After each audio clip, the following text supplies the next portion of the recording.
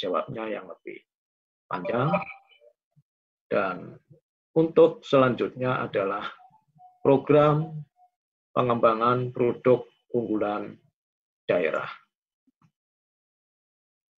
Program ini saya lihat beberapa daerah di Indonesia itu memiliki suatu kekhasan-kekhasan lokal yang perlu dikembangkan lebih lanjut, sehingga tidak saja mereka hanyut dalam satu pelestarian budaya lokal, namun juga bisa disesuaikan dengan perkembangan zaman.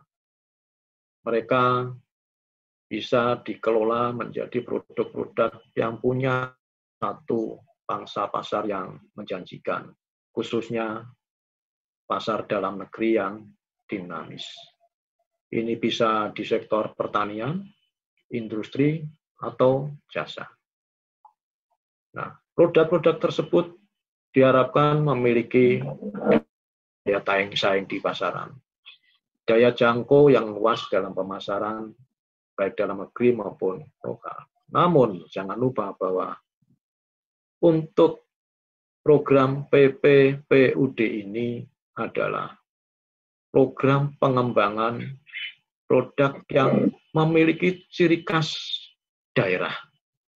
Saya lihat misalkan di Padang ada tenun atau songket, yaitu ya silungkang dan sebagainya. Atau bahkan bisa mengembangkan bagaimana, mungkin saya tidak tahu, ada jenis-jenis ayam yang khas di Padang misalkan. Ini adalah khas lokal. Ayam apa di Padang itu? Balenge ya istilahnya. Saya pernah lihat. Iya. Balenge ya. Ini. Ya, kokok bertingkat-tingkat, Pak. Nah, itu. Iya. Kemungkinan sudah dikelola oleh penduduk dan menjadi satu kekhasan daerah. Di Jawa nggak ada, nah, misalkan seperti itu. Yang juga bagaimana dalam menghasilkan produk tersebut melibatkan tenaga kerja setempat. Yang lebih penting adalah bagaimana ada satu ketersediaan bahan baku yang memadai, sehingga pada saat dikelola keberlangsungannya masih bisa dipertahankan. Jangan sampai karena bahan baku terbatas, setelah proposal didanai pada tahun kedua, tahun ketiga, ada penyusutan ketersediaan bahan baku sehingga tidak bisa berproduksi lagi. Nah, yang terakhir, jangan sampai kegiatan-kegiatan ini bisa merusak lingkungan ataupun budaya setempat. Nah, inilah yang menjadi satu tantangan bagi kawan-kawan bila mana mengusulkan program pengembangan produk unggulan daerah. Jangan lupa ini bisa bermitra dengan koperasi atau kelompok masyarakat agar memberikan satu penguatan-penguatan sehingga mereka bisa tangguh. Dan tentunya kita juga secara tidak langsung melestarikan keberlangsungan budaya lokal.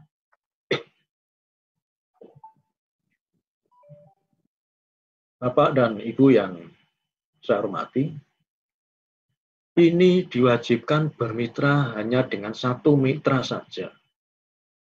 Kalau dulu mungkin harus 2 mitra, sekarang 1 mitra sudah cukup.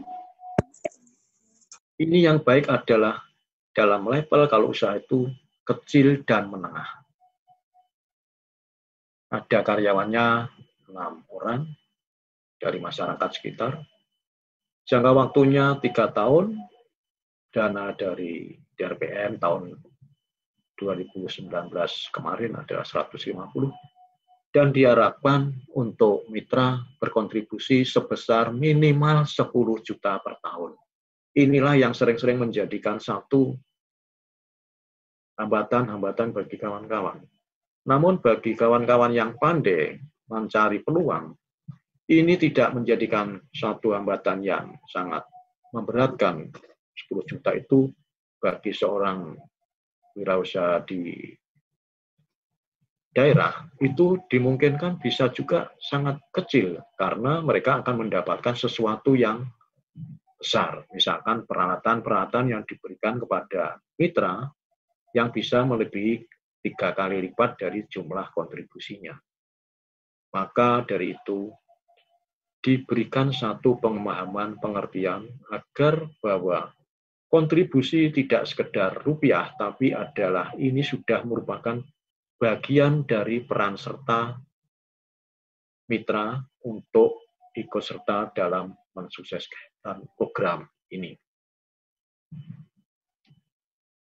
Nah, Bapak dan Ibu, prioritas dari kegiatan ini adalah untuk mendiseminasikan dari hasil riset tim pengusul. Ini yang bagus. Sama juga sama dengan program yang lain. Jarak maksimal jangan lebih dari 200 km dari perguruan tinggi. Jadi bukan dari rumah pengusul. Ini dari perguruan tinggi. Mengapa? Memang pada saat itu ada dilema bahwa kita pada saat monitoring untuk sampai ke lokasi kadang-kadang memerlukan waktu berjam-jam. Apalagi lokasinya tidak mudah untuk dijangkau. Sehingga banyak pengusul atau banyak pelaksana yang tidak sempat termonitoring. Untuk itu, jarak dibatasi 200 km maksimal. Itu juga untuk menjaga intensitas para pelaksana ke lokasi. Manakala jaraknya jauh, dimungkinkan intensitas ke lokasi sangat rendah karena harus mengeluarkan biaya perjalanan yang tinggi. Belum pula sering meninggalkan tempat-tempat kampus. Nah, ini yang memberikan kami bahwa dibatasi saja untuk jarak jangan lebih dari 200 km. Disampaikan oleh Pak Darmono tadi juga untuk pengusul berjumlah 4 orang, ini maksimal 1 ketua dan 3 anggota.